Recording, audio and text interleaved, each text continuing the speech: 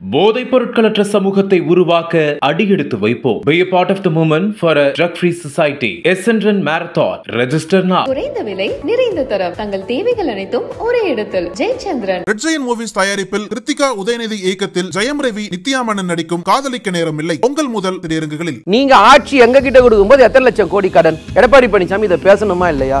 அதுக்கான காரணத்தை சொல்றாங்க. என்ன காரணம்? இதெல்லாம் காரணமா? 11வது தொழில் பழனிசாமின்னு சொல்லிடக்கூடாதுன்றதுக்காக நீங்க ஓடுறீங்க. அவ்வளவுதான். ஓடும்போது என்ன பண்றீங்க? உங்க மறைமுக கூட்டாளியே பிஜேபியும் கூட சேர்த்து இழுத்துன்னு போறீங்க. இவ்வளவுதான். எத்தனை காலம் தான் ஏமாற்றுவாய் சொந்த நாட்டிலேங்கிற பாட்டு கரெக்டா இந்த ஆட்சிக்கு பொருந்தும். பனையூருடைய மாப்பிள்ளையா? பனையூர் இருக்கிறவர் அவர் தானே சொல்றீங்க. ஸ்ட்ரைட்டா முதலமைச்சரா தான் நடிப்பீங்களா? டைட் ஆர்டிஸ்ட்லாம் நடிக்க மாட்டீங்க. 2006 26 வருவீங்க, தேர்தலில் நிற்பீங்க, உடனே ஆயிடணுமா? எங்களெல்லாம் பார்த்தா எப்படி இருக்கு சார்? தமிழ்நாட்டு மக்களை பார்த்தா உங்களுக்கு எப்படி தோணும்? அரசியலை பத்தி தம்பி விஜய்க்கு என்ன தெரியும்? நான் கேட்கல, அவங்க அண்ணன் சீமான் கேட்டது. எங்களுக்கு பாடம் எடுக்கிறது உங்களுக்கு என்ன தகுதி இருக்கு சொல்லுங்க. ஒரு தேர்தலில் நின்னா உங்களால கவுன்சிலராக ஆக முடியுமா? வார்த்தை அடக்கி பேசும். வார்த்தை கொஞ்சம் மாறிச்சினால் நாங்க திரும்பி பேச ஆரம்பிச்சா உங்களால தாங்க முடியும். நிறைய விஷயம் தமிழ்நாட்டை பத்தி அவருக்கு தெரியல, தமிழ்நாட்டு மண்ணை தெரியல, தமிழ்நாட்டு மக்களை பத்தி தெரியல. கவுன்சிலர் கூட ஆக முடியாது. கல அரசியல் வேற.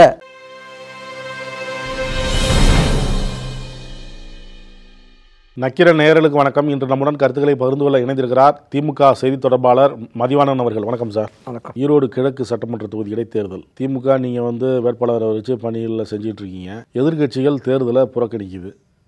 அவங்க எதிர்கட்சிகள் எல்லாமே சொல்ற ஒரே குற்றச்சாட்டு, தேர்தல் நேர்மையாக நடைபெறாது, ஆளுங்கட்சியோட அதிகார பலம் அங்கே இருக்கும் அப்படின்னு குறிப்பிட்டு யார் சொல்றா? எதிர்கட்சிகள் தான் சொல்லுது. ஏற்கனவே கிழக்கு சட்டமன்ற தொகுதியில் ஏற்கனவே இடைத்தேர்தல் நடந்தது, அதில் அப்படிதான் நடந்தது, இப்பவும் அப்படிதான் நடக்கும், பணபலம் பேசும். இந்த கிராமத்தில் ஒரு பழமொழி ஒன்று சொல்லுவாங்க, ஆட தெரியாதவர்களுக்கு மேடை கொடுக்கலாக இருக்குது அப்படின்னு சொல்லிட்டு.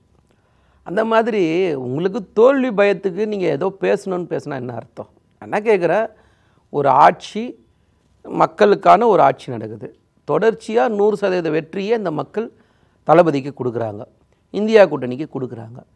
நீங்கள் இதில் எங்கே மக்கள் தேர்தல் நேர்மையாக நடக்காது அப்படின்னு சொன்னால் ஒரு நியாயம் இருக்கணுமா இல்லையா அந்த பேசுகிற விதத்தில்? எப்படின்னா நீங்கள் யோசிச்சு பாருங்கள், இதே ஆர்கனரின் பை எலெக்ஷன் நடந்தது, இடைத்தேர்தல் நடக்கும்போது அந்த தேர்தலில் பணப்பட்டுவாடா வழங்கப்பட்டதுன்னு சொல்லி தேர்தலையே இந்திய தேர்தல் ஆணையம் நிறுத்திச்சா இல்லையா? இந்த தேர்தலை யார் நடத்துகிறா? இந்திய தேர்தல் ஆணையம் தான் நடத்துது.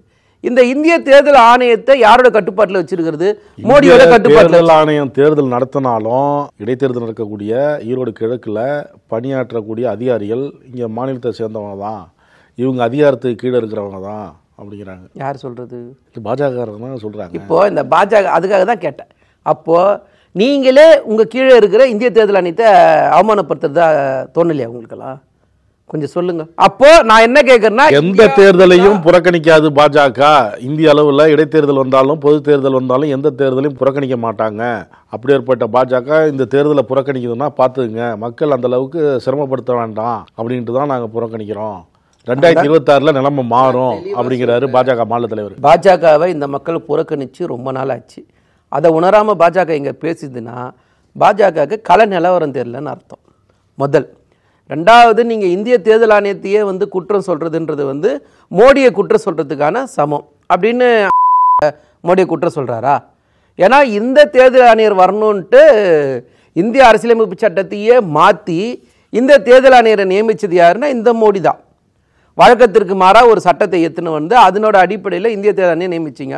அவருக்கே ஒரு தேர்தல் நடந்தது, அந்த தேர்தல் நேர்மையாக நடக்காதுன்னு சொன்னால் அப்போ மோடி தப்பானவர்னு சொல்லிட்டு சொல்கிறாரான்னு எனக்கு ஒரு சந்தேகம் இருக்குது. முதல்ல. ரெண்டாவது, அந்த தொகுதி எப்பயுமே நல்லா தெரிஞ்சுங்க சார், ஈரோடு கிழக்குன்றது நாடாளுமன்ற தேர்தலில் சொல்கிறேன், நீங்கள் இடைத்தேர்தலில் கூட விட்டுருங்களேன். பொது தேர்தல் 2024 பொது தேர்தல் நடந்ததில்ல, அந்த நாடாளுமன்ற தேர்தலில் அங்கே 87,000 ஓட்டு வாங்கியிருக்கு திமுக. அங்கே அதிமுக வாங்கின ஓட்டு வெறும் 37,000 ஓட்டு தான். ஸோ நீங்கள் இடைத்தேர்தல்ன்றதுக்காக இல்லை, அந்த தொகுதி எப்பயுமே திமுகவுடைய கோட்டை தான். நீங்கள் 10 தேர்தலில் தொடர்ச்சியாக எடப்பாடி பழனிசாமியோ இல்லை எதிர்கட்சியோ மக்கள் புறக்கணிக்கிறாங்களா? நீங்கள் இன்னொரு விஷயத்தையும் யோசிக்கணும். இந்த 4 வருட சாதனையும் நீங்கள் சிந்திச்சு பார்க்கணுமா இல்லையா? நீங்கள் இல்லம் தேடி கல்வியிலேருந்து, மக்களை தேடி மருத்துவத்திலேருந்து, இன்னுயிர் காப்பம் திட்டத்திலேருந்து, காலை சிற்றுண்டி திட்டத்திலேருந்து, தமிழ் புதல்வன் திட்டத்திலேருந்து, புதுமை பெண் திட்டத்திலேருந்து, நான் முதல்வன் திட்டத்திலிருந்து, விடியல் பயண திட்டத்திலிருந்து, மகளிர் உரிமை தொகையிலிருந்து இத்தனை திட்டங்கள் நேரடியாக மக்களுக்கு போய் சேருது. மக்களுக்கான திட்டங்களை நாங்கள் கொடுக்குறோமே. அதுதான் எடப்பாடி பழனிசாமி கேள்வி எழுப்புறாரு. அரசுக்கு வருவாயை உயர்த்தி மகளிர் உரிமை தொகை கொடுத்தா பரவாயில்ல, கடன் வாங்கி கொடுக்குறாங்க. இந்தியாவிலேயே அதிகமாக கடன் வாங்குற மாநிலம் தமிழ்நாடு தான். இந்த கடன் அவ்வளோ இருக்கு, இந்த பணம்லாம் எங்கே போகுதுன்னு தெரியல.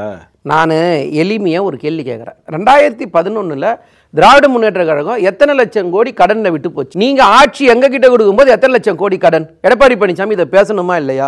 முதல்ல அந்த வாங்கின பணத்துக்கு வட்டி யாரு கட்டுறா? சராசரியா ஒரு நாளைக்கு 90 கோடி ரூபாய் வட்டி மட்டும் தமிழ்நாடு அரசு கட்டுது. ஒன்று. ரெண்டாவது, நிர்வாக சீர்கேடு நடத்திருந்தது யாரு? எடப்பாடி பழனிசாமி, அந்த அம்மையார். இவங்க ஆட்சியில் தான் நீங்கள் நிர்வாக சீர்கேடு பண்ணது. அந்த நிர்வாக சீர்கேடு சரி பண்ணுறது யாரு? நாங்கள். இன்னைக்கு நேரடியாக 10 லட்சம் கோடி முதலீடை இருந்தது நாங்கள். சுமார் 35 லட்சம் பேருக்கு வேலை வாய்ப்பு உருவாக்கி இருக்கிறது நாங்கள். எல்லாமே திராவிட மாடல் அரசு தானே செய்யுது, திமுக தானே செய்யுது, தளபதி தானே செய்கிறாரு.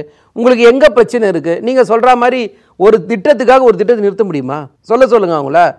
மக்களுடைய வாழ்வாதாரத்தை நாங்க பார்ப்போமா? நிதி நிலைமை பத்தி பார்க்க முடியுமா? சோ நம்ம கஷ்டப்பட்டாலும் மக்களுக்கு நிறைய திட்டம் நிறைவேற்றியாச்சு அப்படின்னு நீங்க சொல்றீங்க. கொடுத்த வாக்குறுதியில 20% தான் நிறைவேற்றிருக்கு, 80% நிறைவேற்றலங்கிறாரு. நான் வேணா பொது வெளியில வர சொல்லுங்க, சாதாரண திமுக தொண்டனை வச்சு விவாதம் பண்ணுவோம். தயாரா இருந்தா நாங்களும் தயார். சொல்லுங்க சார். இன்னைக்கு காலை சுட்டு திட்டம்னு ஒரு திட்டம் சார், இது நாங்க தேர்தல் வாக்குறுதியில கொடுக்கல சார். காலை சிற்றுண்டி திட்டத்தை நீங்க நான் நடைமுறைப்படுத்துறேன் சார். இதை பார்த்து ஒட்டுமொத்த இந்தியாவில் இருக்கிற உலக நாடுகளே இதை ஃபாலோ பண்றாங்க. மார்க்சிஸ்டும் அதான் சொல்லுது, சொல்லாத திட்டத்தையும் புதுசா கொண்டு வராங்க, அதையும் நாங்க வரவேற்கிறோம், இல்லைன்னு சொல்லல. அதே மாதிரி கொடுத்த வாக்குறுதியை நிறைவேற்றுங்க அப்படின்னு தானே சொல்றாங்க. நான் தான் செல்வா தளபதி சொல்லியிருக்காருல்ல, 90% வாக்குறுதி நிறைவேற்றப்பட்டுன்னு சொல்லியிருக்காரு. நிறைவேற்றலாம், வாங்க உட்காந்து பேசிடுவோம், எடுத்துன்னு வாங்க, நாங்க தயார் விவாதத்துக்கு. நீங்க தயாரா? இதானே எங்களுடைய கேள்வி சார். நீங்க பிரச்சனை திசை திருப்புன்றதுக்காக இப்படி பண்ணக்கூடாது சார். எடப்பாடி பழனிசாமி யூஜிசியில் இவ்வளவு பெரிய விஷயத்தை ஒன்றிய அரசு இன்னைக்கு செய்யுது. மாநில உரிமை மொத்தமா பறிக்குது. மாநில சுயாட்சி மிகப்பெரிய கேள்விக்குறியா இருக்குது. நாம கஷ்டப்பட்டு உருவாக்குன இந்த கல்வி நிறுவனங்களை ஒன்றிய அரசு கொண்டு போக பாக்குது. அதை பத்தி இன்னைக்கு வரைக்கும் எடப்பாடி பழனிசாமி பேசலையா? ஆளுநர் சட்டமன்ற மரபு மீறி ஒரு செயல் செய்ய சொல்றாரு, அதை பத்தி எடப்பாடி பழனிசாமி பேசலையா? இங்க தமிழ் தாய் வாழ்த்துக்கு முதல் உரிமை கொடுக்குறோம், ரெண்டாவது தேசிய கீதத்தை பாடுறோம்னு சொல்றது என்ன பிரச்சனை? ஆரண்டை வெளியில போறாரு, இது வரைக்கும் கண்டிச்ச ஒரு அறிக்கை கொடுத்தாரா எடப்பாடி பழனிசாமி? சார், இன்னைக்கு நீங்க தேர்தலை புறக்கணிக்கிறீங்க, உங்களுடைய நேரடி கூட்டாளி தேர்தலை புறக்கணிக்கிறாங்க, உங்களுடைய மறைமுக கூட்டாளி பிஜேபி தேர்தலை புறக்கணிக்கிறீங்க. அப்ப என்ன அர்த்தம்? உள்ளுக்குள்ள எல்லாம் ஒன்னா இருக்கீங்க தானே அர்த்தம். அவங்க தான் அதுக்கான காரணத்தை சொல்றாங்க. என்ன காரணம்? இதெல்லாம் காரணமா சொல்லுங்க. அப்ப 2011 இருந்து 2021 வரைக்கும் நடைபெற்ற எல்லா தேர்தலையும் அதிமுக இப்படிதான் ஜெயிச்சதுன்னு சொல்றாரு அவரு. யார சார் குறை சொல்றீங்க? மக்கள் கிட்ட போகணும், உங்களுடைய சாதனை மக்கள் கிட்ட சொல்லணும். நீங்க மக்களை புறக்கணிச்சு நிக்கிறீங்க, மக்கள் மேல தேவையில்லாம் அவ பேரை உருவாக்குறீங்க. ஜெயக்குமார் சொல்றாரு, அதிமுக ஆட்சியில் இருந்தப்ப இடைத்தேர்தல் நடந்தது 22 தொகுதிக்கு, அதுல திமுகவும் வெற்றி பெற்றது. அப்ப தேர்தல் நேர்மையா நடந்தது, அதனாலதான் திமுக அந்த அளவுக்கு வெற்றி பெற்றது அப்படிங்கிறார். நீங்க 22 தொகுதின்றது ஒரு மினி எலெக்ஷன் மாதிரி, அது பை எலெக்ஷன் மாதிரி சொல்ல முடியாது. முதல்ல அதை உணரணும். ஜெயக்குமார் அரசியல்ல முதிர்ச்சியோட பேசணும். இடைத்தேர்தல்னா ஒரு தொகுதிக்கு வருதா, 10 தொகுதிக்கு வருதா, இல்லை 100 தொகுதிக்கு வருதான்றது ரொம்ப முக்கியம். ஸோ 22 தொகுதின்றது அது ஒரு பொது தேர்தல் மாதிரியான கணக்கு தான். ஸோ மக்களோட மனநிலை என்னவா இருக்கும்னு நீங்கள் சிந்திச்சு பார்க்கணும். மும்முனை போட்டியாக இருந்தால் மக்களுடைய மனநிலை என்ன இருக்கும், இருமுனை போட்டியாக இருந்தால் மக்களோட மனநிலை என்ன இருக்கும், 4 முனை போட்டியாக இருந்தால் மக்களுடைய மனநிலை என்ன இருக்கும்னு முதல்ல தெரிஞ்சு பேசணும். நீங்கள் ஈரோடு இடைத்தேர்தல்ன்றது முழுக்க முழுக்க நல்லா புரிஞ்சுக்கணும். 2021 64% தான் ஓட்டு அங்கே போலிங்கே ஆகுது. இடைத்தேர்தலில் ஓட்டு பர்சன்டேஜே இன்க்ரீஸ் ஆகுது, அப்போ ஓட்டு அதிகமாகுது. நீங்க ஏன் தேர்தலை புறக்கணிச்சீங்க? இதான் கேள்வி. நாங்க இப்போ வரைக்கும் உங்களை புறக்கணிக்க சொல்லல, நாங்க சொல்றது வாங்க தேர்தல் நில்லுங்கன்னு தான் சொல்றோம். நீங்க தேர்தலுக்கு பயந்து ஓடி ஒளிஞ்சு அதுக்கு நாங்க என்ன பண்ண முடியும்? 11வது தொழில் பழனிசாமின்னு சொல்லிடக்கூடாதுன்றதுக்காக நீங்க ஓடுறீங்க, அவ்வளவுதான். ஓடும்போது என்ன பண்றீங்க? உங்க மறைமுக கூட்டாளியே பிஜேபியும் கூட சேர்த்து இழுத்துன்னு போறீங்க, இவ்வளவுதான். தேர்தலை தமிழிசை சொல்றாங்க, தேர்தலை புறக்கணிக்கல, திமுகவை புறக்கணிக்கிறாங்க அப்படிங்கிறாங்க. திமுக மட்டும் தான் அங்கே போய் ஓட்டு போட போதா? இதெல்லாம் என்ன பதில் இது? அந்த வாக்காளர்களை எவ்வளோ அவமானப்படுத்துறீங்க? சரி, கடந்த முறை தேர்தலில் 40,000 ஓட்டுக்கு மேலே வாங்கினார்ல தென்னரசு, அந்த வாக்காளர்களுக்கு என்ன பதில் சொல்ல போறீங்க? இல்லைன்னா 2021 யுவராஜ் வாங்கின 58,000 வாக்காளர்களுக்கு என்ன பதில் சொல்ல போறீங்க? பதில் சொல்லுங்க சார். அக்கா தமிழிசை தயவு செய்து அரசியலோட ஆணி வேற புரிஞ்சு பேசணும். நீங்க அது புரியாம ஏதோ பேசினா மக்கள் எப்படி உங்களை ஏத்துப்பாங்க? நீங்க மக்களுக்கு முழுக்க முழுக்க வெளியில நிக்கிறீங்க. மக்கள் உங்களை முழுசா புறக்கணிச்சிட்டாங்கன்னு உணர்ந்தா உங்களுக்கு நல்லது. சட்டமன்றத்தில் 2 மணி நேரம் 55 நிமிஷம் நான் பேசினேன் அப்படின்னு பத்திரிகையில் செய்தி வருது. இதை வெளியிடுங்க ஃபுட்டேஜ் கேட்டால் 2 நிமிஷம் தான் சபாநாயகர் கொடுக்குறாரு அப்படிங்கிறார் எடப்பாடி பழனிசாமி. 2.5 மணி நேரம் என்ன பேசுனீங்க? நான் எளிமையாக கேட்குறேன். யூஜிசியில் உங்களுடைய கருத்து என்ன? சட்டமன்றத்தில் அதை பற்றி பேசுனீங்களா? முதலமைச்சர் ஒரு தீர்மானம் கொண்டு வந்தார்ல, அது சம்மந்தமாக எடப்பாடி பழனிசாமி பேசினாரா? யாரை வச்சு பேசுனீங்க? என்ன சார், சப்ஜெக்ட் தான் முக்கியம். ஆர்.என். ரவி சம்பந்தமாக மரபு மீறி ஒரு செயல்படுறாரு, அதில் என்ன பேசினார் சொல்லுங்க. சப்ஜெக்ட் வைஸாக வர சொல்லுங்கள் சார், பேசிடுவோம், நாங்கள் தயாராக இருக்கோம் சார். இந்த எடப்பாடி பழனிசாமி பேசுறதுலாம் சின்ன பசங்க மாதிரி பேசக்கூடாது சார். பொதுவெளியில் குழந்தைத்தனமான ஒரு அரசியல் பண்ணவே கூடாது, தயவு செஞ்சு சொல்கிறேன். சப்ஜெக்ட் வைஸ் வர சொல்லுங்கள். நீங்கள் எதை பேசுனீங்க, நாங்கள் எதை பேசலை, எதை சொன்னீங்க, எதுக்கு நாங்கள் பதில் சொல்லணும்னு சொல்லுங்கள். நாங்கள் தயாராக இருக்கோம் சார். எல்லாத்தையும் விவாதம் பண்ணுறோம் சார் சட்டமன்றத்தில். உங்களை மாதிரி நாங்கள் சட்டமன்றத்தை புறக்கணிச்சு போலையே. எந்த விவாதமாக இருந்தாலும், எது தமிழ்நாட்டில் இருக்கிற எந்த விதமான பிரச்சனையாக இருந்தாலும் பேச நாங்கள் தயாராக இருக்கோம். எத்தனை காலம்தான் ஏமாற்றுவாய் சொந்த நாட்டிலேங்கிற பாட்டு கரெக்டாக இந்த ஆட்சிக்கு பொருந்தும் அப்படின்னு விஜய் சொல்கிறார். எந்த விஜய்? தமிழக வெற்றி கழகம் நடிகர் விஜய். பனையூருடைய மாப்பிள்ளையா? பனையூரில் இருக்கிறார் அவர் தானே சொல்கிறீங்க? நீட் தேர்வு இவங்க சொன்னாங்க, தேர்தல் வாக்குறுதி, இப்போ பாருங்கள் என்னாச்சுன்னு அப்படின்னு சொல்கிறார். இல்லை, நான் என்ன கேட்குறேன், நடிகர் விஜய் முதல்ல வீட்டை விட்டு வெளியில் வாங்க, களத்துக்கு நில்லுங்க, மக்களை சந்திங்க, அதுக்கப்புறம் நீங்கள் கேள்வி கேளு. உங்களை கேள்வி கேட்க வேண்டாம்னு சொல்லலை. இந்த 4 ரூமுக்குள்ளே ஏசி ரூமில் உட்காந்து அரசியல் பண்ணுறது என்ன வேலை? இது ஒர்க் ஃப்ரம் ஹோமா? இது பாலிடிக்ஸ்லாம் ஒர்க் ஃப்ரம் ஹோம்லாம் பண்ண முடியாது. சொந்த கட்சி அலுவலகத்துக்கே பவுன்சர் இல்லாமல் உங்களால் வர முடியல. நீங்கள் நடத்துகிற மாநாட்டுக்கு உங்களால் பவுன்சர் இல்லாமல் வர முடியல. நீங்கள் மக்களுக்காக என்ன செஞ்சிருவீங்க சொல்லுங்கள்? என்ன செஞ்சிருவீங்க மக்களுக்காக? அதில் நடித்தா இந்த ஒரு படத்தில் ஸ்ட்ரைட்டாக முதலமைச்சராக தான் நடிப்பீங்களா? சைடு ஆர்டிஸ்ட்லாம் நடிக்க மாட்டீங்க. 2006 26 வருவீங்க, தேர்தலில் நிற்பீங்க, உடனே ஆயிடணுமா? எங்களெல்லாம் பார்த்தா எப்படி இருக்குது சார்? தமிழ்நாட்டு மக்களை பார்த்தா உங்களுக்கு எப்படி தோணுது? என்ன உங்களுக்கு நான் என்ன கேட்குறேன், அரசியலை பற்றி தம்பி விஜய்க்கு என்ன தெரியும்? நான் கேட்கல, அவங்க அண்ணன் சீமான் கேட்டது அது, சரிங்களா? அதனால் ஒரு விஷயத்தை அவர் எடப்பாடியும் விஜயும் அவங்க சொல்கிறது என்னன்னா, ரத்து செய்கிறது மத்திய அரசு தான் தெரியும், ஆனால் நாங்கள் ரத்து செஞ்சிருவோம்னு தேர்தல் வாக்குறுதியில் சொன்னீங்களே, அது ஏமாற்று வேலை தானே. நான் என்ன கேட்குறேன், அதுதான் எடப்பாடின்னு சொல்கிறாங்க, விஜய்னு சொல்கிறாங்க. அதாவது நாங்கள் பேசுகிறதுக்கும் அதிமுக பேசுகிறதுக்கும் வித்தியாசங்கள். இப்போ நாங்கள் பேசுகிறோம் அப்படின்னா, யாரோட காலகட்டங்களில் நீட் தேர்வு தமிழ்நாட்டில் அனுமதிக்கப்பட்டது அதை சொல்லுங்கள். எங்கள் ஆட்சியிலையா? நாங்கள் முதலமைச்சர் அது அனுமதிக்கப்பட்டது? தெளிவாக கேட்குற, உதயமின் திட்டம், உணவு பாதுகாப்பு மசோதா, நீட்டு, இந்த 3ம் அம்மையார் இருக்கிற வரைக்கும் வந்துதா? சொல்ல நாங்கள் வரக்கூடாதுன்னு சொல்கிறோம்னா அதில் எங்களுக்கு உரிமை இருக்குது. நாங்கள் முதல்லேருந்தே எதிர்க்கிறோம், தடுத்து இருந்தோம். நீங்கள் வந்தீங்க, அந்த அம்மா அப்போலோவில் உட்கார வச்சுட்டு நீங்கள் பாட்டுன்னு மோடி சொன்ன எல்லாத்துக்கும் கையெழுத்து போட்டீங்க. அதனால் ஏதாவது மக்களுக்கு பலனா? நீங்கள் எப்படி நீட்டு மசோதா பற்றி பேசுவீங்க? நாங்கள் கேட்குறது, அன்னைக்கு எதிர்கட்சியாக இருந்தோம், அன்னைக்கும் குரல் கொடுத்தோம், இன்னைக்கு ஆளுங்கட்சியாக இருக்கோம், இன்னைக்கும் குரல் கொடுக்குறோம். எங்கள் ஸ்டாண்டு மாறல. நீட்டை பற்றி நாங்கள் ஸ்டாண்டு மாறல. ஆனால் எடப்பாடி பழனிசாமி அனுமதிச்ச நீங்களே இன்னைக்கு அதை எதிர்ப்பேன்னு சொன்னால் எந்த வகையிலும் நியாயம்? ரெண்டுத்துக்கு வித்தியாசம் இருக்கா இல்லையா? அப்போ நீங்கள் என்ன பண்ணுறீங்க, மக்களுக்கு விரோதமாக சட்டங்களை கொண்டு வந்துட்டு அந்த சட்டங்களையே நாங்களே எதிர்க்கிறோம்னு சொன்னால் மக்கள் எப்படி ஏற்று சொல்ல நீங்கள் இந்த 3 சட்டம் மட்டும் நான் சொல்ல, அதன் பிறகு கொண்டு வரப்பட்ட என்ஆர்சி, என்பிஆர், சிஏஏ, முத்தலாக் சட்டம், வேளாண் சட்டம், அக்னிபாத் திட்டம் யாரும் மறக்க முடியாது. டெல்லி மாநில உரிமை பறிப்பு சட்டம், காஷ்மீர் ஆர்டிகல் 370 திரும்ப பெறப்பட்டது. இன்னைக்கு யூஜிசி சம்பந்தப்பட்ட பிரச்சனை, நேற்று மாநில உரிமை பற்றி பிரச்சனை, தினம் மோடியால், இந்த பிஜேபியால் இந்த நாட்டு மக்களுக்கு செய்யப்படுற ஒவ்வொரு துரோகத்துக்கும் கூட இருந்து சப்போர்ட் பண்ண கட்சி அதிமுக. அவங்க எப்படி பேச முடியும்? இந்த எடப்பாடி பழனிசாமி பேசுறதுக்கு என்ன தகுதி இருக்குன்னு நான் கேட்குறேன். ஆணவம் நல்லதில்லைன்னு ஆளுநர் மாளிகை எக்ஸ் பக்கத்தில் போட்டிருக்கு, அந்த தேசிய கீதம் பாடாத விஷயத்தெல்லாம் குறிப்பிட்டு. அதை சொல்ல நீங்கள் யார்? உங்களுக்கு என்ன உரிமை இருக்குது? ஒட்டுமொத்த மக்களை சந்தித்து மக்களால் தேர்ந்தெடுக்கப்பட்டவங்க நாங்கள். நீங்கள் யாரோ ஒருத்தருக்கு கூஜா தூக்கிட்டு வந்துட்டு அவங்களால் நியமிக்கப்பட்ட பதவி உங்களை பதவி. நீங்கள் தூக்குன கூஜா கொடுக்கப்பட்ட பதவி, அந்த பதவியும் மக்களால் தேர்ந்தெடுக்கப்பட்ட பதவி ஒன்றா? எங்கள் மாநிலத்துக்கு வந்துட்டு எங்கள் மாநிலத்தில் நாங்கள் கற்ற வரி பணத்திலிருந்து சம்பளத்தை வாங்கிட்டு எங்களுக்கு பாடம் எடுக்கிறதுக்கு உங்களுக்கு என்ன தகுதி இருக்குது சொல்லுங்க. ஒரு தேர்தலில் நின்னா உங்களால் கவுன்சிலராக ஆக முடியுமா கேட்குறேன். தமிழ்நாடுடைய முதலமைச்சராக தளபதி இருக்காருன்னா 50 வருஷம் உழைப்பு, 1 வருஷம் 2 வருஷம் கிடையாது. அரசியல் இருக்கிறவங்களுக்கு தான் தெரியும் அதோட வலி என்ன வேதனை என்னன்ட்டு. ஆர்எஸ்எஸ் ஹெட் குவார்டர்ஸில் நீங்கள் செஞ்ச வேலைக்கு உங்களுக்கு ஆர்எஸ்எஸ் பதவி போட்டுச்சுன்றதுக்காக உங்கள் இஷ்டத்துக்கு இதை மாற்ற அதை மாற்றினீங்களா? எங்க மாநிலத்தில் வந்து பாடம் எடுத்து சார் நீங்க யார் சார்? திரும்ப கேட்குறேன். எங்களை வார்த்தை அடக்கி பேசணும். வார்த்தை கொஞ்சம் மாறிச்சினால் நாங்கள் திரும்பி பேச ஆரம்பிச்சா உங்களால் தாங்க முடியாது. ஸோ நாகரிகம் ரொம்ப முக்கியம். இப்படி உங்களுக்கு எந்த ஆணவத்தில் நீங்கள் பேசுகிறீங்க? அப்போ உங்களுக்கு எங்கேருந்து வந்தது? அது யார் உங்களுக்கு கொடுத்தாத? அரசியலமைப்பு சட்டமா? மக்களா? யார் கொடுத்தா?